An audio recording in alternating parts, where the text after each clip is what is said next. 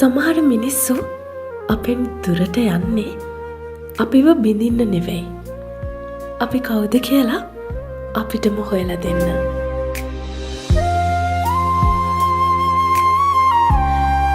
ඔයාට දැන් මේ ඇහෙන්නේ? දැන් මේ අහගෙන ඉන්නේ හිත් කතා රේඩියෝ රූම්. මේ රෑ නිහඬම වෙලාවක උණුසුම් කෝපි කෝපයක් එක්ක හිතට කතා කරන, හිතත් එක්ක කතා කරන ආදරණීයම තැන. ජීවිතේ අපිට මුණ ගැහුණු හැම කෙනෙක්ම අපිත් එක්ක හැමදාකම ඉන්න ආපු අය නෙවෙයි.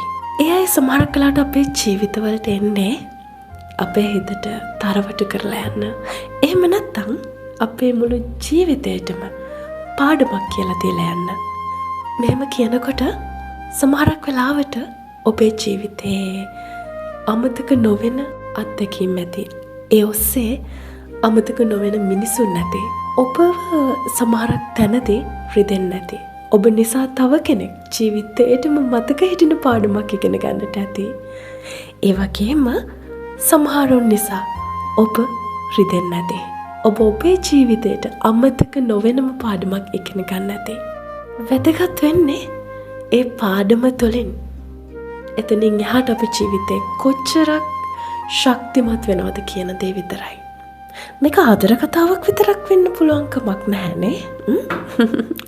මේක ආදරයක් විතරක් නෙවෙයි. මේක ජීවිතේටත් ඊටාම පොදු සමීප කතාවක්. යම්කිසි දෙයකින් අපි ලබන වේදනාව නිසාම තමයි අපි ශක්තිමත් වෙන්නේ. බොරුද? මගේ මහන්නේ සමහරක් තැනදී ඔබ විඳවන්නට ඇති. ඔබ රිදෙන්නට ඇති. වෙලාවක් අවේලාවක් නැතුව කඳුළුත් එක්කම ඔබේ කාලය ගත කරන්න ඇති. මතකයන් ගැන ඔබ හොල්ලන්නට ඇති. ඔබේ අනාගත බලාපොරොත්තු කඩා වැටෙනකොට ඔබට ඔබේ ජීවිතේ ඇති කියලා හිතෙන්නට ඇති. හැබැයි මතක තියාගන්න ඕනේ මේ ලෝකේ සතුට එහෙම නැත්නම් සැනසීම ආදරය ඇත්තටම තියෙන අපේ හදවතේ විතරයි. ඒක තව කෙනෙක්ගෙන් ලබා ගන්නවට වඩා අපිට ලබා දෙන්න හුරු වුණා නම් මං හිතනවා අපේ ජීවිත ගොඩාක් ශක්තිමත් වෙයි. අපේ ජීවිත ගොඩාක් ලස්සන වෙයි. අපේ ජීවිතේ ගොඩාක් පාට වෙයි, එළිය වෙයි කියලා. රිදෙනකොට අපි ශක්තිමත් වෙනවා කියලා මං කියවනේ. ඒක ඇතුලේ තියෙන්නේ අපිවම හොයා ගන්නවා කියන කතාව. ඉතින් මේ කතාවෙන් මං ඔබෙන් ප්‍රශ්නයක් අහනවා.